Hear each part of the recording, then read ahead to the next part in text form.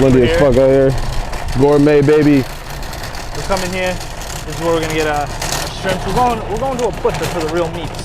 So here we're gonna get our produce. You know, if you live in New York, you probably know this place. You probably get your groceries from here. The Big Chop. It's the Big Chop, baby. Market 32. They rebranded. They rebranded. They rebranded. I still call it the Big Chop. You know, they still got the trucks over there. Price Chopper. Big Chop vibes. Price Chopper. So here's what we're gonna do. Jimmy, our chef, he's gonna explain what we're gonna get throughout the day, what we're cooking. Fuck. We didn't get our masks. I got none. Goddamn Corona. Fucking Corona. All right, so now I'm back because I have my mask. Fucking Corona time, you know how it is. And Jimmy's gonna take us through what we're gonna buy. What are we gonna need?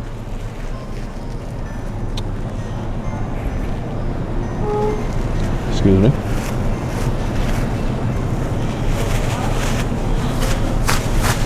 All right, so we're gonna need parsley for the chimichurri. What else do we got here? We got organic cilantro. Gotta check your cilantro because it's usually fucking dirty, bro. A lot of this shit is dirty. So we're gonna do a heavy cleaning. So basically what I've gotten so far, I've gotten the sweet peppers. We're gonna roast these shits off.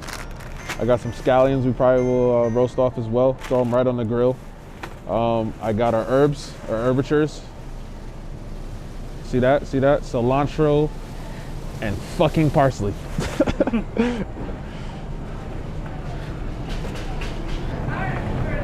So I've known Jimmy for many years. Talk. We've worked in the same job several times. Plenty of times. And his kitchen experience far surpasses mine. I'm not ashamed to say. Why don't you list out some of your cooking experiences, Jim's? You know, the last place I was working was RPI. I was working with a sorority. There's a couple things I liked about the job, a couple things I didn't like about the job. But overall, it gave me a lot of experience moving forward and what I want to do and how I want to like attack this food industry. You know what I mean? Yeah. But overall, like, cooking for me has been more of a therapy. You know what I mean? It's been something I can unwind. You know, get some wine out. And I like cooking for females. You know, when you cook for bitches, bro, it's just like it gives you a different level of a player. You know what I'm saying? Like, she sees you in the kitchen, bro, and she sees you doing your shit, man. It's just a different level of pimp shit. You know what I mean? How you doing? Good, good. Looking for some cheese. See if we can get some Fresca. We can't get pictures of the cheese. Yes, ma'am. Yes, ma'am. Big cheese heads. I don't want to go too much cheese. I don't like too much cheese on my taco. I like just a little bit of just dabs. See, here's the problem with this fancy cheese case here. You know the price just went up by 40%. 40%. As soon as you look at the case. 40%. Like, go look over here. Over here is fine. You look at the case that's behind me, you're paying $7 for a piece of cheese. You're paying an arm and a leg. I don't even know if they got it. This Romano looks good though. All right, so you made an audible? I had to make an audible. Unfortunately, they ran out of the Fresca, which is a Mexican cheese. Right now, we're gonna fuck with this aged Mexican. Say it, can.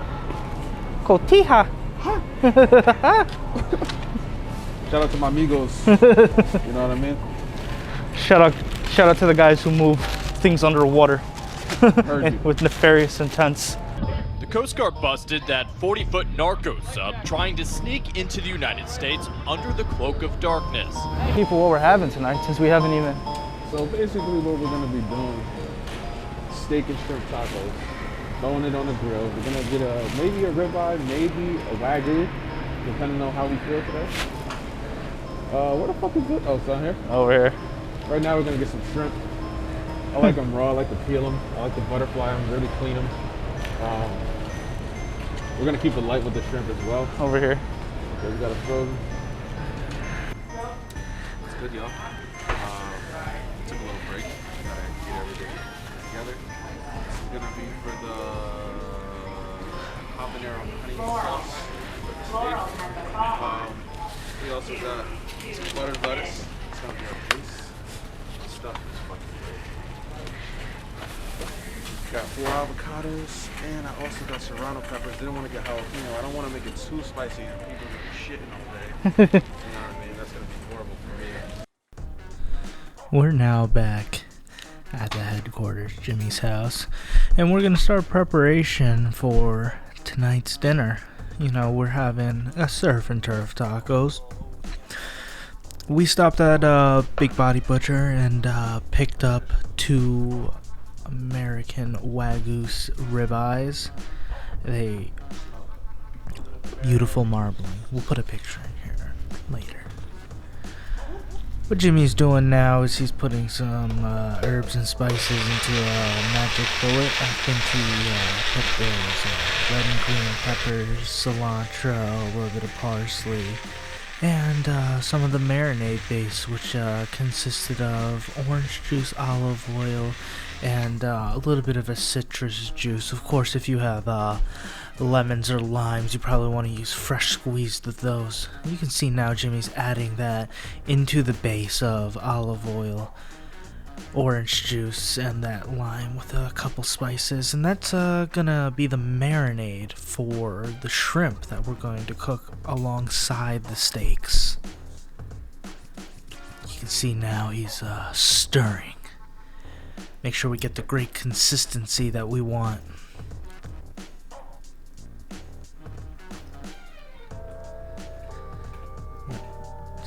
Camera moving all over the place. Great cinematography. Fucking assholes. Anyways, here we are. We're gonna clean our shrimp, and how you're gonna do this is you're gonna cut it down the back side, and you're gonna open it up, and you're gonna wash out any of the brown stuff, which is the poo-poo.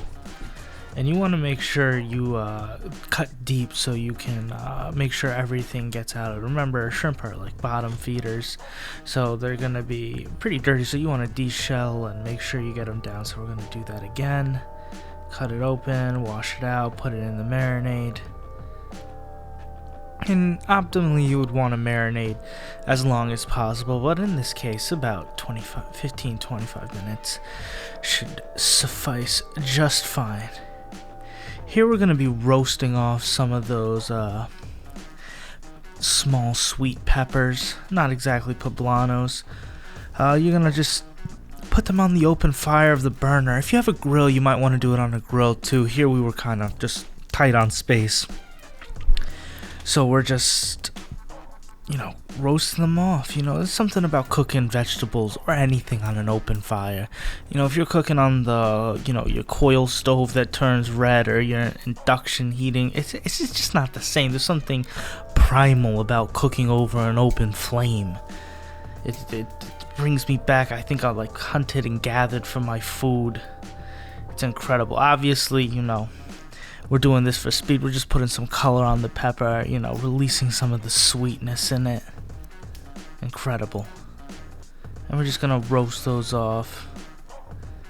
Let them get a nice cha on each side. Beautiful. You want to be patient. Now we're gonna get our mango out. We already have the corn in the big colander in front there, and we got bagged corn, of course. And now we're gonna dice our pineapples, and you can do them very evenly and concisely as we're doing as we start. But then, especially if you're cooking for friends, no one gives a fuck. Come on, we gotta make the salsa. We gotta make sure everyone's eating. No one gives a shit if all the pineapples are a concise size. So we're gonna just give it a rough chop, and we're gonna add that to the corn.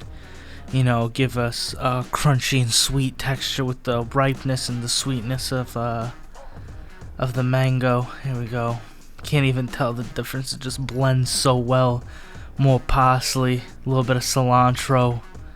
Add parsley flakes. I got a picture of this thing. It looks like colors of the rainbow. You would think it's fucking starbursts. Now we're gonna take those peppers that we had off the flame. Look at the cha on that. Look at more parsley flakes, of course. Now we're gonna chop that real fine. We're gonna take the tops off, cut it down the middle, and we're gonna make sure we take the vein out, the white stuff in those sweet peppers, because it makes them very bitter. So we're just gonna kind of chop through these, you know. And again, these are all for a salsa in essence, like, and you don't need this. You don't need this, but this is to elevate the whole situation. So now that we're done there, and again, for color, look at, we got the oranges, the greens, the yellows. So we're just gonna slide that all in, and everything's very, oh, look at that. We missed the onions and the chopping of the pepper, but we added salt, pepper, and some olive oil. Oh my god, look at that.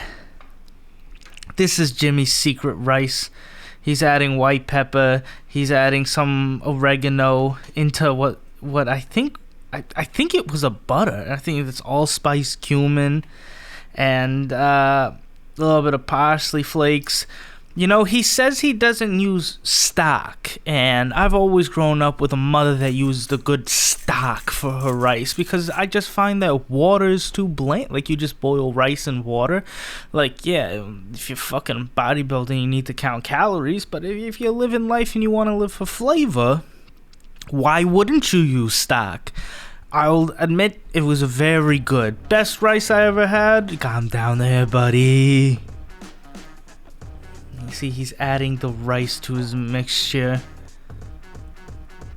I didn't catch if it was washed or pre-washed. You know what? Who knows? You know, you can always make. This is what's good about people who know how to cook. Like, if you don't know how to cook, oh, what are the measurements? There are no fucking measurements. Your eye knows what it is. It's like when your grandmother made a sauce. She never put pepper in a little fucking teaspoon thing to tell you how many teaspoons. You fucking crack it until it's good, you know? Ba ba ba. Tap tap tap. Clean off the surface, and there are the steaks. Look at those thick boys. Flip. More salt. More pepper. And people are like, oh, that's too much salt. How do you get a nice crust on a steak?